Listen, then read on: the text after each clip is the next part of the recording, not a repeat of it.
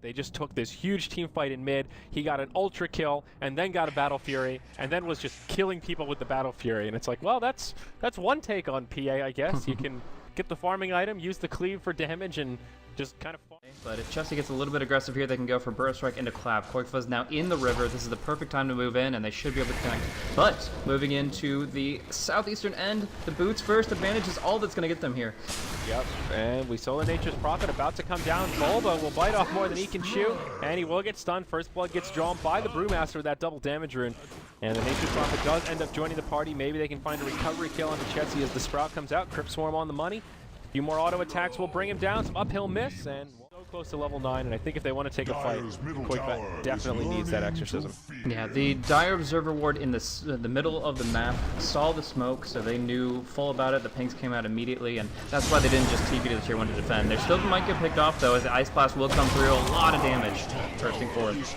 Yep, EGM will skill up the ultimate here as he does fall across the reincarnation and comes right back up, takes a stun right away, and falls shortly after. It's a 2-0 to get things started. Sing with the Star Storm tickling the side of Alliance, but doesn't look so likely that Team Tinker will be able to do much in the way of a counter kill here. They throw down a sentry in tower range. Sing pops the ultimate, but it won't be enough. It'll be a 3-0 exchange. Yep, Chessy gets it. Well done.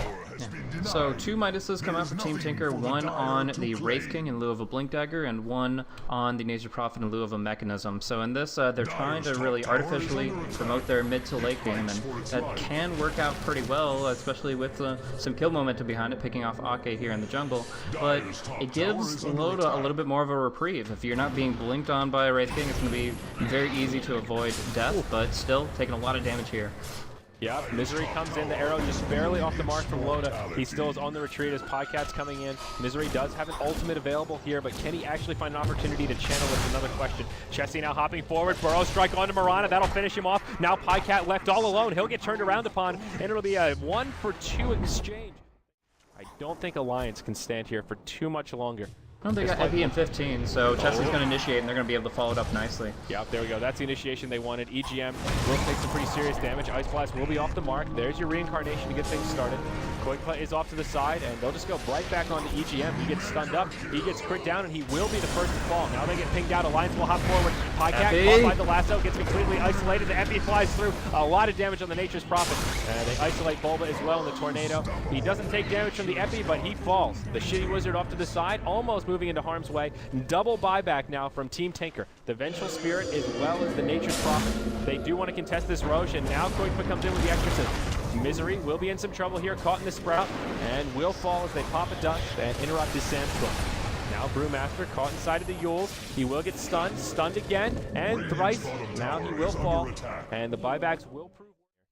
And that's huge, and that's going to be a really big deal if Team Tinker start clumping up. But against a Battle Fury, Sand King, a Brewmaster, and now the Ags Ancient Apparition, I think the main objective for Team Tinkers is to spread out, take pickoffs, and rats. But Pycat going to be the target of choice here as they initiate. They saw his general position with the Observer Ward. Off the mark, blink forward from the Sand King, doesn't find anyone yet. Bulldog off into the tree line, ready to hop forward if they initiate here. Moonlight Shadow is deployed. Remember, Bulldog is the gem carrier. Now Chessy goes in right on the EGM, and Moonlight Shadow will not be enough to keep him alive. Bulba caught inside of the lasso, that'll proc the reincarnation, and that almost keeps Bulba alive, but Flame Break and Burrow Strike fly through. He goes down, EGM comes back just to fall once more. Gem of True Sight was up. Nice little teamwork there. Ice Blast will fly down bottom to try and nice lasso. Map, but EGM, he gets caught in the lasso. A lot of follow-up damage as the first Primal Split comes out. There's your reincarnate. Koikfa with BKB on. Will move right in the middle of the fight, drops silence on at least a few heroes, but EGM will fall for a second time. Loda taking a lot of damage, moves into the pit. That Rider gets ticked off. He will blink to the high ground. Looks like he'll be okay for now. Misery with a big Epi comes out, finishes off the Vengeful Spirit. It is a 2-for-2 buyback onto the Bat Rider here. Sing tries to TP out. There's the Refresher split, and the Boulder will be enough to interrupt that. Loda getting chased down by Ghosts will fall to the wrath of Koikfa. He gets force stabbed out of the silence, beautifully done. EGM will fall for the first time, and Koikfa pops the ultimate. Loda inside the base will be forced to blink back, and he'll survive for now. EGM's back up, takes a boulder toss, and it's basically just the Brewmaster right there. Now there's the follow-up from the Sand King. Bulldog coming in as well. They'll finish off the Vengeful Spirit, and this refresher on Chessie is just so useful. He will fall as soon as he comes back up. Loda now gets stunned up. This will be a decent hold from Team Tinker, it looks like, as the Lions are on the retreat. Ake may get left behind here, tries to move into the tree line to create some space, and it looks like he'll be successful on that front as Loda on the run, but still not out of the clear. Misery gets picked off, will buy back.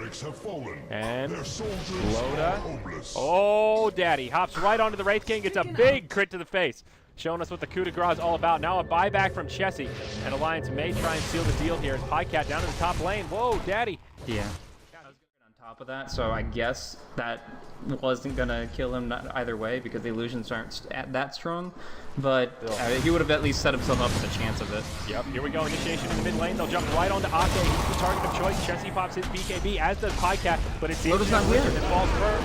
Now Bulldog comes forward. Misery comes in with an epicenter as well, but Pycat will get picked off. That makes it a 1-for-1 to get things started. EGM in the front line will die, proc the reincarnation, and blinks back to safety.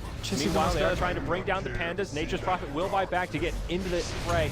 Loda pressing forward, looking for a kill onto Sing Sing. A beautiful spot from Bulba. That'll keep him alive.